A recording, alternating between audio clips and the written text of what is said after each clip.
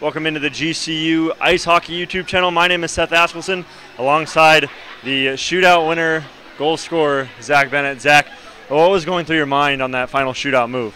Well, Bash really kept us in it there.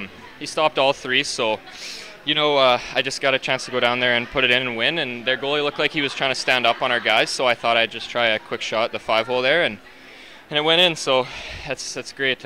But Bash stopping all three of those is huge. It really takes the pressure off going down, and even if I miss there, we have a lot of guys up and down the lineup who can go and put the puck in the net for us in that situation.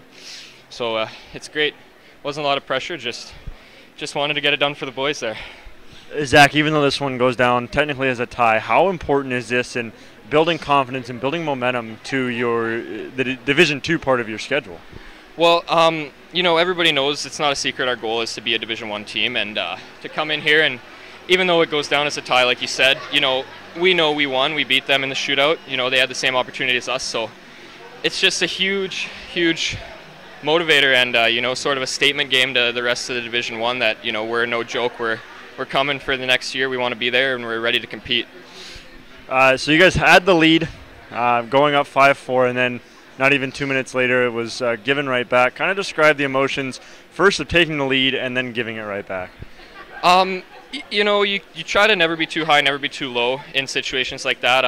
You see a situation like that, we score, we get our first lead of the series, and we're a little bit too high. We're excited, we're waiting for that win, and we get a little bit ahead of ourselves, and they get an odd man rush coming back, and that's what happens. So, the key is really just never too high, never too low. You gotta sort of stay even keel, or they're a good team over there. They're gonna capitalize on that. Barrow, he has never, his numbers might not show it at the end of the weekend because of just the amount of goals that went on the board, but he made a ton of key saves down the stretch. Just kind of explain how important he was this weekend, and not only keeping you guys in the game yesterday and then the win today. He's a huge part of our team, and I think that's why he's part of our leadership group here. We do or die with him, and any good team anywhere starts from their crease out, and every night Bash comes to play, he gives us a chance to win, game in, game out. You're not going to find a guy who prepares better than him. He's first at the rink, last one to leave, and he's kicking for us every night, so we can build off that. It's huge. Even if we start a little slow start in the first period both games, and he's kicking, he's giving us a chance to climb back in that game and get going, so it's huge. Well, Zach, we appreciate your time. Thank you so much. Awesome. Congratulations on the win. Ladies and gentlemen, don't go too far. We'll be back with the final post-game report here on GCU's Ice Hockey YouTube channel.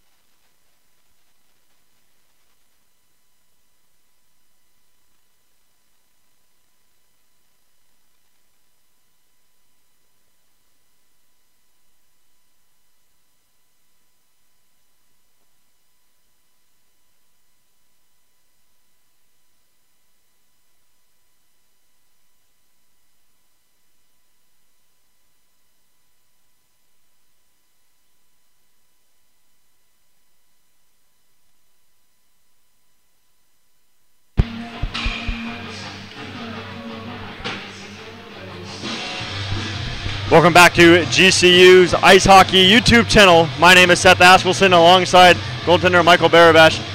Michael, tell us about that game tonight. That's a special one for our program there. We beat every team here in Arizona except for ASU D1, and we've now accomplished that. So it's a huge stepping stone for our team this year, going forward, playing some more D1 games and pushing for that bid to D1 next year. You made a lot of key saves this weekend. I mean, your numbers might not show it just because of the amount of goals that were on the board, but you really kept your team in both games this weekend. What's going through your mind when you're making those big saves and you see a lot of odd man opportunities that you have to shut down? It's my job at the end of the day. In order to win big games like this, I gotta stop the ones that I should, and then, stop a couple that I probably shouldn't. And I battle hard because I love the guys on this team and the coaching staff and the school in general. So all I'm thinking about is giving my guys the best chance to win possible every night. Even though this game is technically going to go down as a tie, how important is it in building your confidence and building momentum into the rest of your season? It's massive. It's a very emotional game for everyone on our team, and we came out, and it doesn't matter if we were missing our captain or missing some players. We're confident in everyone we have, and it just shows that regardless of the lineup that we put out there, we're going to come out, compete, and we're going to take home the 2 points. All right, do you have anything else before we let you go? Just super pumped that we're off to such a hot start this year, and can't wait to see how some of the games go in the future for us. Well, Bash, we appreciate your time. Go enjoy your victory. Thank you so much. Thank you. Ladies and gentlemen, don't go too far. We'll be back with more post-game show here on GCU Ice Hockey's YouTube channel. Thank you, I appreciate it.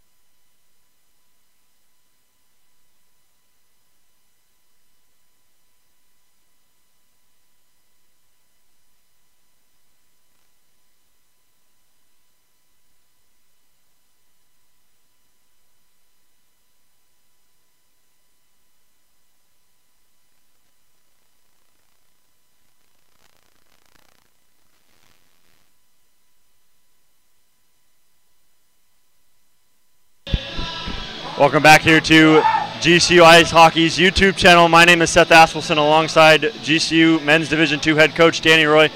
Danny, big win not only for you but for your program tonight. How does it feel? It's definitely a relief. We knew what we were going to have coming into the year based on the players that we've added to what we have returning. We could have got it last night. It almost looked like it was slipping away early in the game tonight, but we regrouped once again and came out and won the last two periods to at least give ourselves an opportunity, and that's what we got. What was the message in that locker room? Like you said, you're down 2-0, and not only that, I mean, after the period, I could hear a lot of yelling and screaming from the guys, just a frustration. What was the message, and what kind of turned it around? It's just when you're faced with adversity, don't give up. Thanks, Funner. Don't give up and start focusing on negative attention. We got a job to do, and it doesn't matter what it is. You make the best of what you have, and you go forward. So it was the same message that we had in the second intermission of last night's game, and we just went in, and we got to regroup. The whole great thing about hockey is you got 3 periods, which makes 3 different games.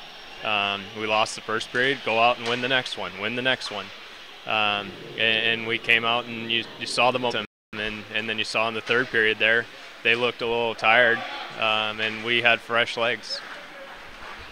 So even though in the standings it's technically a tie, how big is this in terms of momentum and confidence going into the rest of your season? Well, it's huge. You see how pumped everybody is. They're excited. They get a big win, regardless of what it is. The shootouts are for the fans, but it's also for us to determine which team gets to go home as a winner for the night. So it gives us a little bit of confidence going in the week, and we have a big game at home for our home opener against U of A next week on Saturday, and it gives us something to look forward to going into practice, something to work on. We know the areas we need to get better on and continue to focus on, but we have a really strong team, and I honestly can't wait till we hit our D2 games to see what we have. How did you feel your team responded without their captain? Great. We always want everybody healthy, everybody in the lineup, everybody to have an opportunity.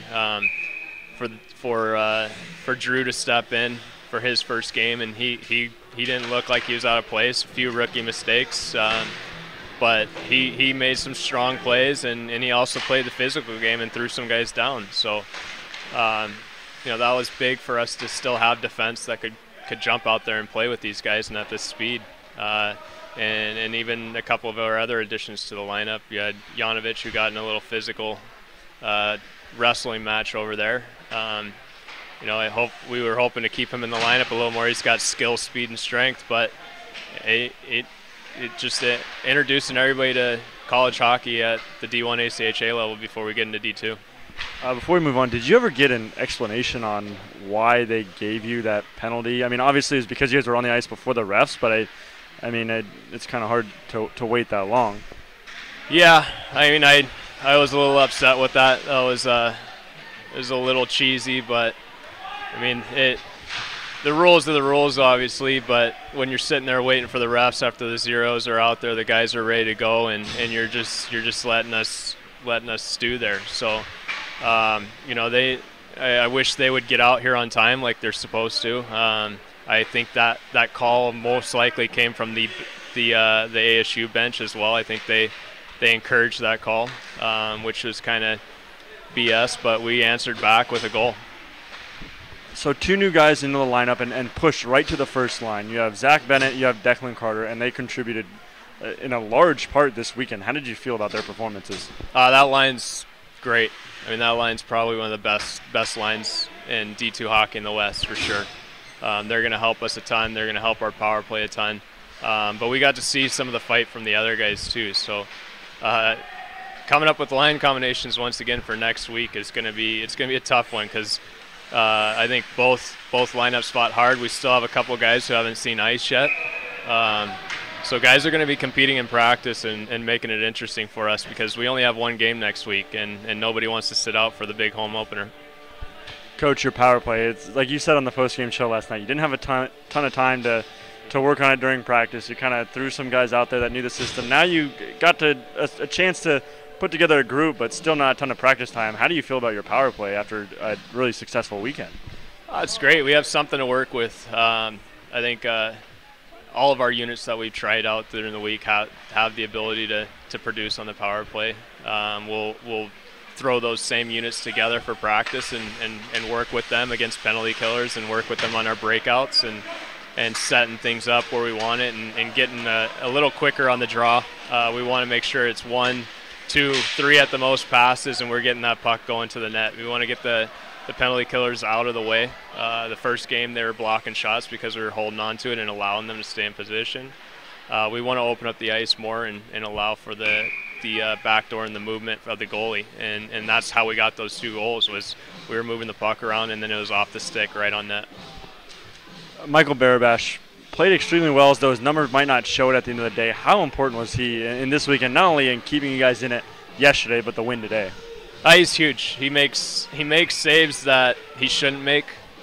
He makes saves that he needs to make.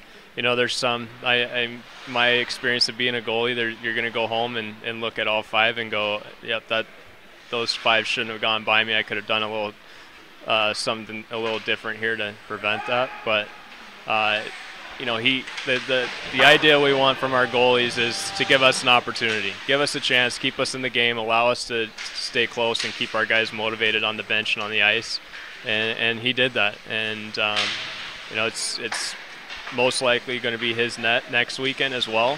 But I'm really excited to see what all of our goalies do, because last year we had to use our goalies, and we're going to have to use our goalies again this year. So.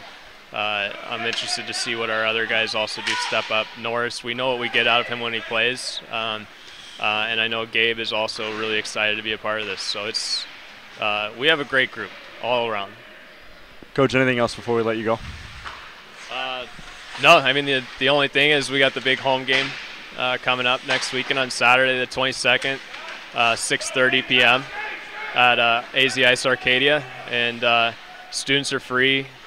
Kids are free, and GCU faculty are also free.